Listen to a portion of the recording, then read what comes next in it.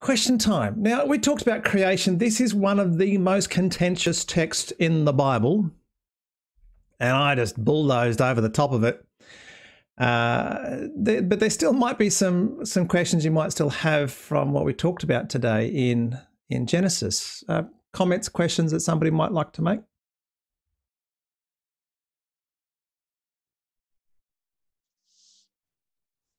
Yeah, we always have the word we should fear God. I don't quite understand that. We taught God is love and we should love God. But what does it mean, fear? Explain the word fear to me, please. Thank you, Kathleen.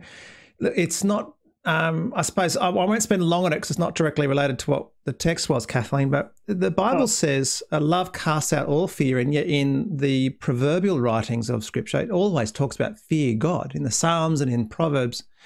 And so fear is the beginning of wisdom.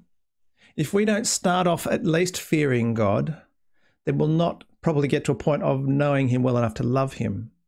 So it's got to do with the progression. Yes, we should fear and tremble before our God. He is the almighty creator of heaven and earth. He is the one who is judge, and he is just, and he rules over creation. We are made to honor him. And if we do not fear him, we are fools. He is a holy God, and we must obey him and serve him and actually work really, really hard at honoring him in everything we do. If we put anything else first in our life, work, family, comfort, pleasure, holidays, retirement, school, education, we're in deep trouble. God comes first. And then in everything else we do that out of a fear of God. And as we honor God, that fear changes to love. We see that God's way works best. We delight in his law. We realize, oh, God, you're fantastic, you're faithful, you're true, you're good, you're honorable, you're praiseworthy. And so the love takes place of that fear. But if we're not loving God, then we go back one step, we go to fear. And if we don't fear God, then we go back one further step and we end up under his judgment. So yes, fear God. Fear him and serve him and obey him. And then in knowing him and serving him, come to know the love of God and respond in love to God. And then you won't serve him out of fear. You'll serve him because you love him. He's awesome. You want to. So it's a progression. Anyway, I've said enough on that. Thanks. That was a fantastic question, Kathleen. But we will go to Rob and Chris because I think they had a question on their screen. Yes, Samuel, why do we have, there was evening and morning when in our lives we tend to have morning and evening? Yes, that's a great question. And the crazy thing is the evening and morning is at the end of the day and not at the beginning of the day. It doesn't bracket the account. It just says there was evening, then there's morning.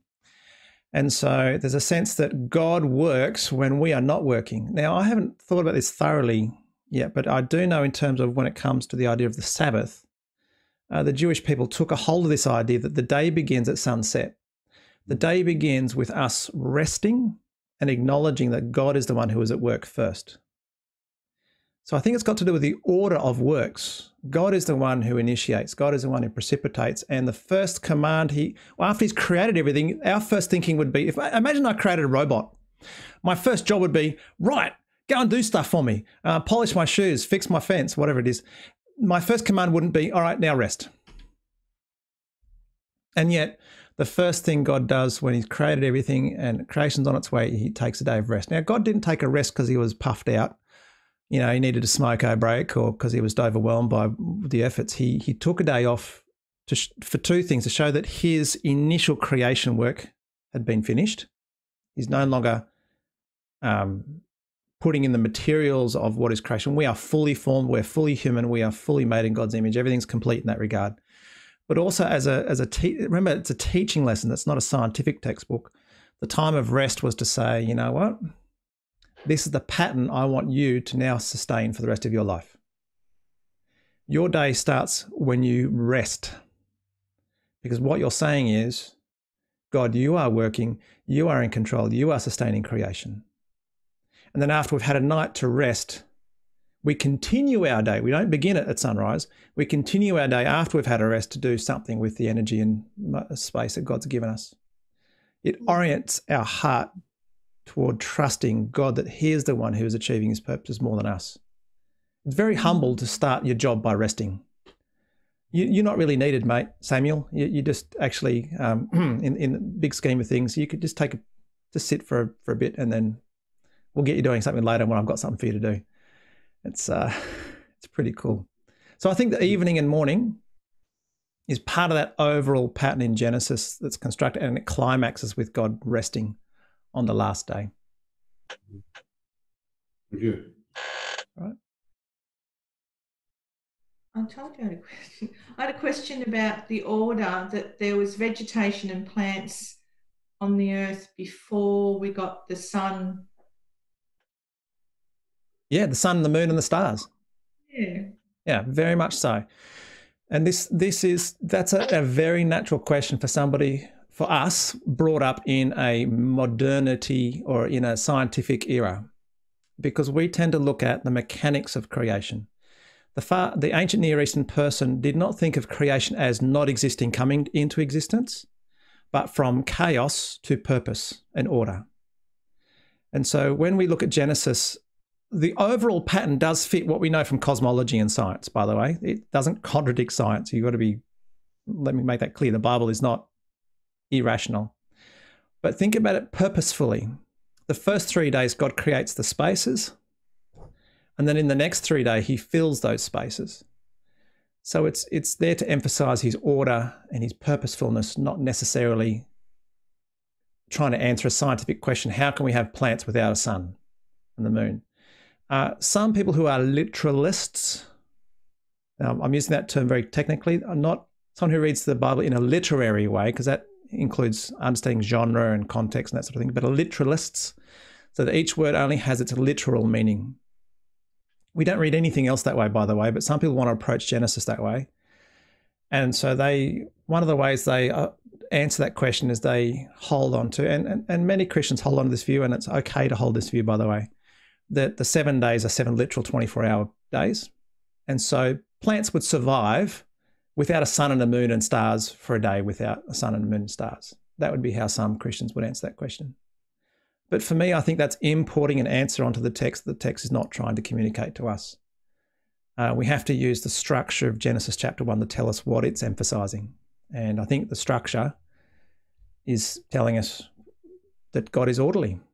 So it's not a problem. The first day was light, and yet he creates lights in the corresponding day 4 from day 1. And day 4 is underneath day 1. So if he's created light, what was causing the lights before the sun, the moon, and the stars? Again, if we ask a scientific question of a text which wasn't part of its original cultural understanding, we're going to ask questions which the text is not trying to answer. Good question. Thank you. Chris? Yes, Keith? Okay. I found it amazing that God created all the creatures and absolutely everything, and then humans were last. And I guess the answer is that, he created man to sort of look after all those things, but it seems unusual that we were the last ones to be created. And I just wondered what your response was to that, or is to that. Yes, and so there seems to be this, it still follows. So the question was, why humans last after all the animals separately? And again, it's got to do with the progression of the text. The text is written to people to explain to people who God is, who they are in relationship with God, who they are in relationship to each other, and who they are in relationship to creation. That's the big purpose of Genesis. And so it seems that one of the key points of Genesis chapter 1 is that humanity is a pinnacle of God's creation, with the full understanding that we are under God. We are still part of creation. So, and then the next text, the next creation account, which actually has a different order and a different structure and a whole new pattern, which we'll talk about next week. But it seems to be implying, hey, don't forget you are human, you're physical, you're meat and bone, and this is a good thing.